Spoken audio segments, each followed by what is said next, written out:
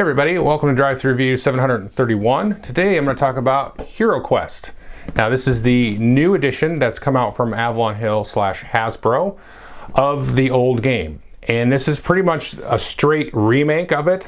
It's got updated miniatures, updated tiles and boards and all that fun stuff, but it's pretty much a straight across remake with some additional add-ons. Now what I'm going to show you here is kind of the Mythic level pledge that they had in their HasLab crowdfunding thing about a year ago. I am going to go down to the table and show you how it works in case you're brand new to HeroQuest. Now you can't really get this game right this second, but there's a decent chance I think that it will come out in retail or it'll come back again in another kind of HasLab type of project. They've already talked about adding some more expansions beyond what's in the Mythic level here. And next month there's going to be an app actually that you can use to sort of change up the gameplay. Now this, if you're not familiar with this, it's kind of a one versus many type of game. So one player is playing the DM or the GM and guiding up to 4 other players through a series of quests. Now a total, there's like 70 something quests in the Mythic level pledge, and then in like the base game, if that ever comes out retail, I think there's 12 or 14. Now we can look in the book here, but it's a one versus many thing, but it doesn't quite play like a lot of the modern one versus many's, and I'll talk about that more in the review. I will go down to the table and show you a little bit how it works. The app, like I said, is going to be co-op or soloable, so that's going to be interesting. I think what I'll do is I'll come back and do a review of the app and stuff like that once I get a chance to play that. I will show you how this works, and then when I come back, I haven't played this in several years. I've actually played through the main quest from just the base game. I've never played any of the expansions or any of that stuff that I'm going to show you. But I do have a very clear memory of that. I basically played through that 1.5 times. Just kind of a spoiler for the review part. The best experience that I had was a buddy of mine ran the whole thing for me, and I controlled all 4 characters. And it was really cool. So I'll talk more about that, kind of what to expect out of the game after I kind of walk through the components and stuff like that. But let's jump down to the table and then we'll come back. Okay, so I've got laid out here everything on the board that you get in the Mythic tier backing from that recent HasLab. So if you get just here the base game, you won't be getting quite as much stuff. There's a lot of extra goblin characters, undead characters, some of these other sort of boss type of chaos warrior type of things. So you got the big dragon here from one of the stretch goals there, and these different guys. And then you also have a lot of these extra characters that you can use. So in the base game you had barbarian, dwarf, elf, and wizard, and now they have like alternate gender versions of those. So you've got like a female barbarian and so on, and you've got some extra characters as well on top of it, like a druid, and then even here like an orc, bard here. And I believe this one is technically supposed to be only used in one of the new quests, but there's nothing stopping you from using it in some of the earlier quests too. But again, the game's kind of customizable to your desires there. Now of course you've also got different item cards, artifacts, treasures, spells. These equipment cards, these are kind of like more for a reference because players can have, different copies of these. So if you run out of the cards, just kind of use it as a reference for other characters, because you will be writing these stuff down on their character sheet, which I'll show you in a minute. And there's some monster reference cards and so on. Now there's some extra cards and tokens for some of the different expansions. This is some of the Stretch Goal expansions here. This is from the Return of the Lich King and Keller's Keep expansion, which are old ones that they've reprinted. So you get these extra bits as well. And speaking of the expansions, the idea is that you play through these various different quest books. And so, like I said before, there's one player that's like the DM. So I'll just kind of pick a random quest here, trying not to spoil too much. They will look at this here. This will be behind their screen. So you've got here this DM screen here, which has various different references for the different monster types and the movements and attack and some other little rule summary stuff to help remind you, what's going on there. That you'll put your quest book behind that. And then you're supposed to play through these in order, but it gets a little bit squirrely. So when you play through and let's say your character dies, then you basically restart that character from scratch. And if your whole party dies in a quest, then effectively you're supposed to replay the same quest, but the rules tell you to sort of customize that as you go along. So slowly as you play through the quest book, you can see it start to veer off the beaten path, because this idea is that it's not just like a board game, it's more of a role-playing type experience. And like when I played it, the last time I played it with a buddy, he played the DM and I played all 4 characters, because you always play with all 4 characters.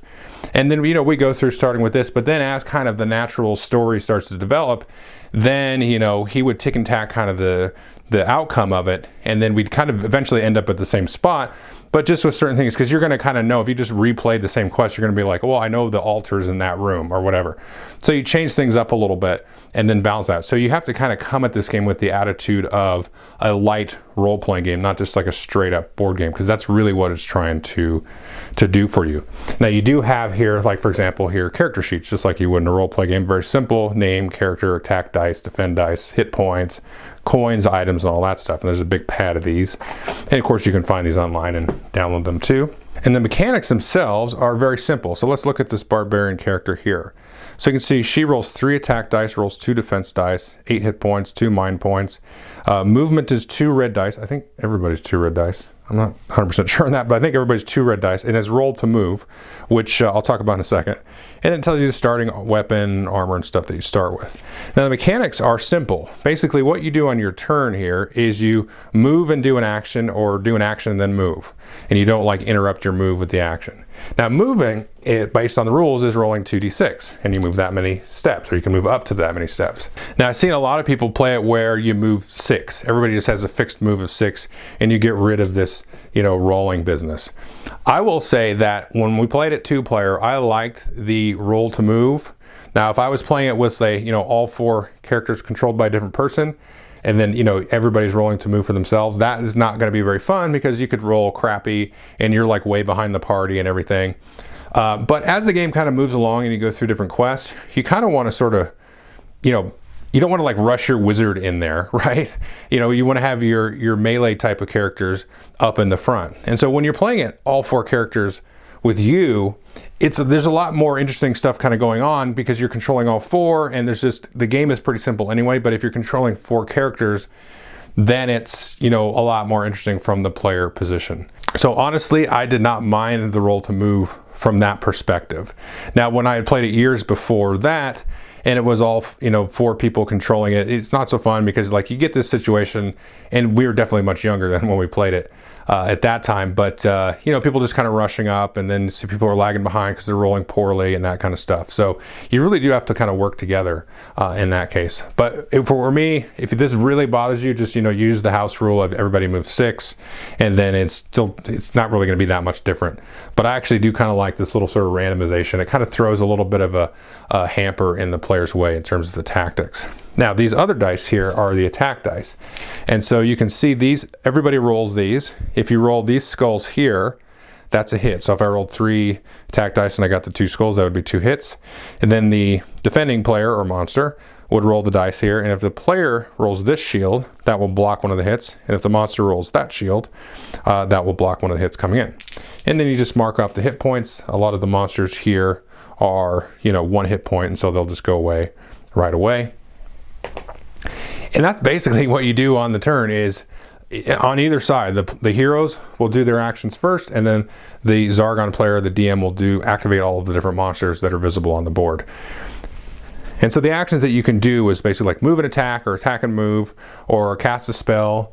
These are once per game spells, so once you cast that spell, it's done. You can search for treasure, although if you search for treasure, you can't move. You just search for treasure in the different rooms, because you can see all the different rooms. And then again, as you kind of move around, you'll start to reveal doorways and stuff like that. And this stuff will slowly get revealed based on what, you know, you're looking at in the quest book there. So for example, we won't use any of this part of the dungeon, but the players won't know that. So you can search for traps or disarm traps. And the player actions are pretty simple. They'll get some different effects and abilities from cards and things. And then the Zargon player, they basically have the same thing. They'll go through and activate all the different monsters and move and attack with them. And then sometimes the quests will have other little effects and things like that as well, that they can kind of give them extra actions to do. But that's really the game. You're just playing through all of these various quest books. Oh, I did have it's actually like a question about these quests, because I've only ever played through the base game like 1.5 times.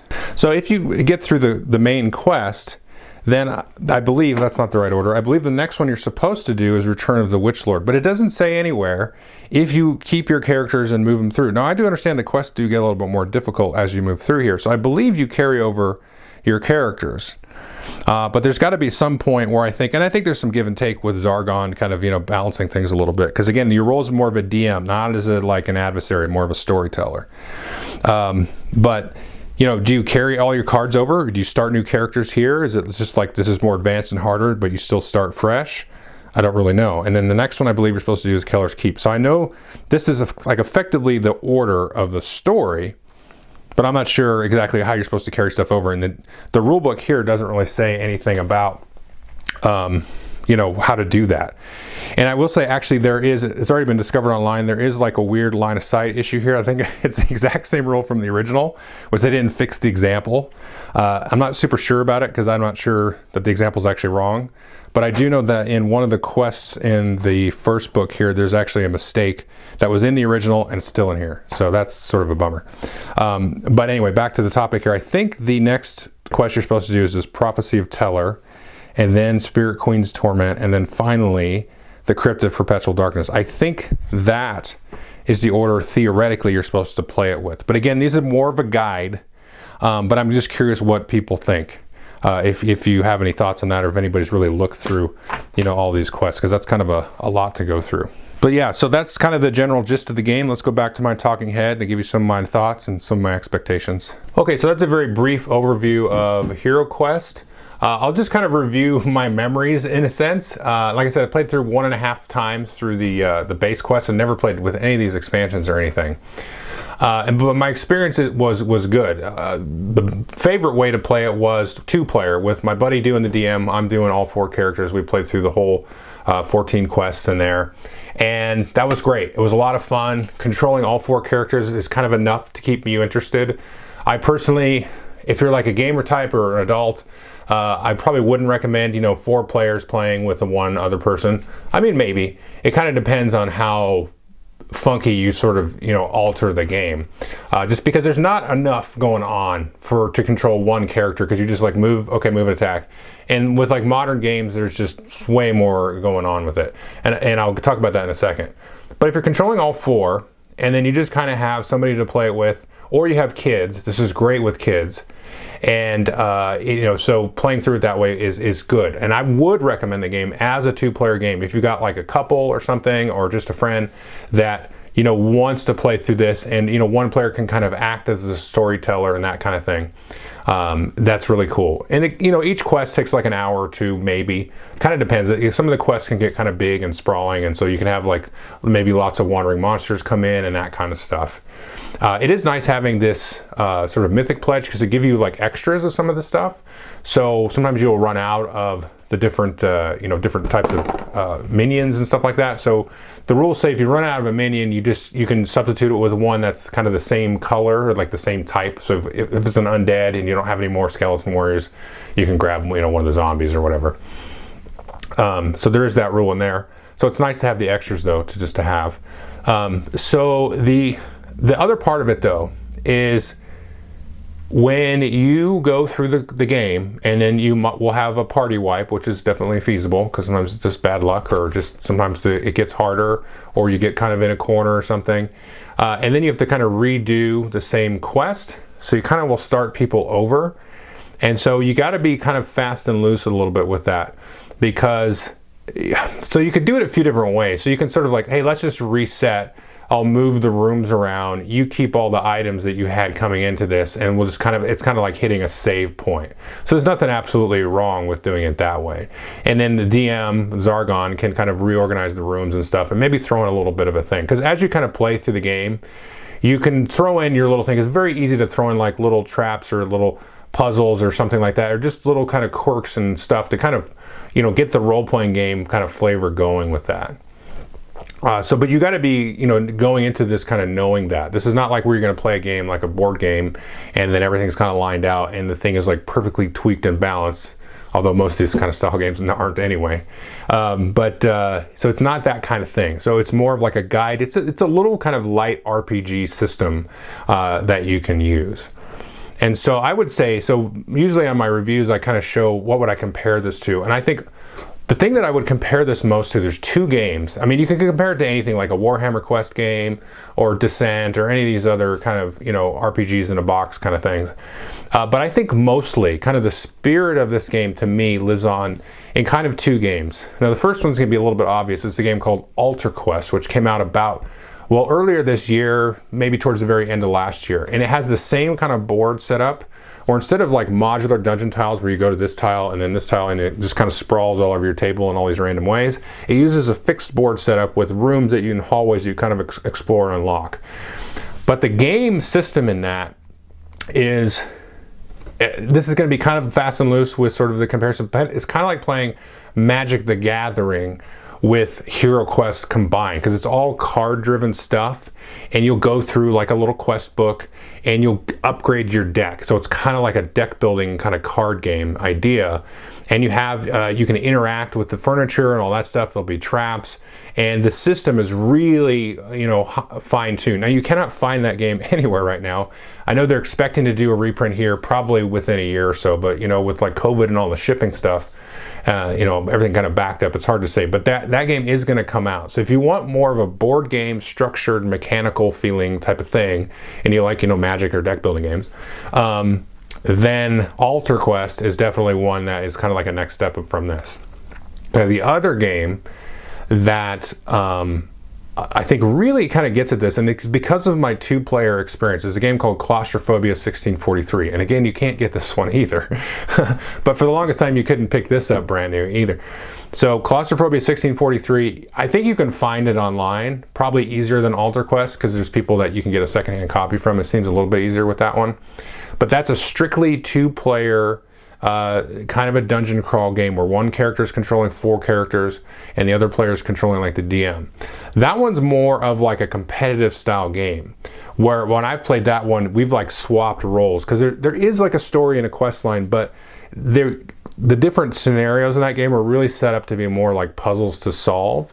And then you can kind of play it competitively, like, okay, you'll be the demon player in that game, and then I'll play the 4 prisoners trying to escape or do the thing, and then you can swap back and forth. You can really play that one straight up competitively. So that one, and the mechanics for that one are, they're not too complicated, but they're like a little bit more advanced and funky, because you like roll dice and you have all these action dice and you can like assign them to the characters and all that stuff. So it's more of like a puzzly Euro mechanical style game, but then wrapped in this kind of thematic dungeon crawl thing.